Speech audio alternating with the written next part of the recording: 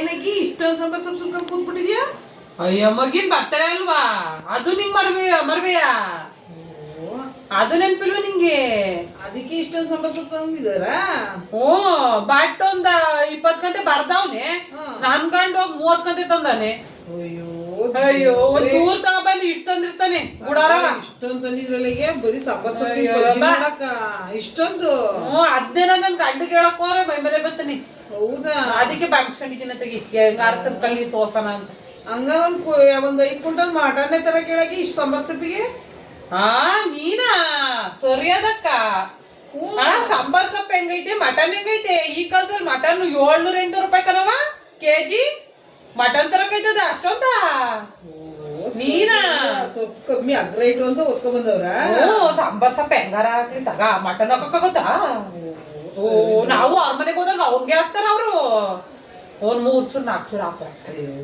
ಮುಂದಂಗ ನಕ್ಲಕ್ಕನಿಗೆ ಹಿಂದ್ಗಡೆ ಅಂತಾರೆ ಅವ್ರಂಗಂತಾರ ಇವ್ರಂಗಂತಾರೆ ಅಂತ ಬದ್ಕೋಕೋ. ನಾನ್ 3 ನಬ್ಬ ಹೇಳ್ಕೊಂಡ್ ಹೋಗ್ಬೇಕಾಗ್ತದೆ. ಸುಮ್ ಕುತ್ಕ ಸೋಸು ನೀನು ಮತ್ತೆ ತೆಚ್ಕೊಂಡ್ ಹೋಗ್ಲಿ. ನಾನು ಅದು ಇದ್ದಿದ್ದ ಕನೆಗೆ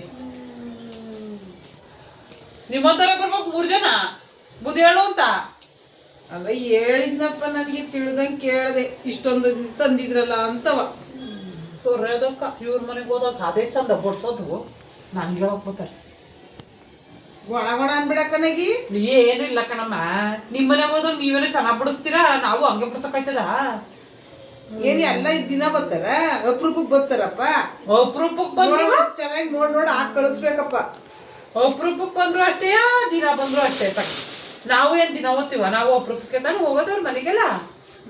ಅದಕ್ಕೆ ಇಟ್ಬೇಕು ಬಿಡೋಗಿ. ಎಷ್ಟು ಹಾಕಿದ್ರು ಹಿಂದ್ಗಡೆ ಅನ್ನೋದು ಬಿಡಕ್ಕಲ್ಲ ಜನ. ನೀನು ಹಾಕಿರೋ ಅಂತಾರೆ, ಹಾಕೋದ್ರು ಅಂತಾರೆ. ನೀ ಮತ್ ಕೊಡಕ್ಕಾಯ್ತಿತ್ತ? ಯವ್ವೇ ದೇವ್ರೆ, ಅದೇನ್ ಬಾಯ ಬಿಡೋದಿ ನಮ್ಮವ್ವ.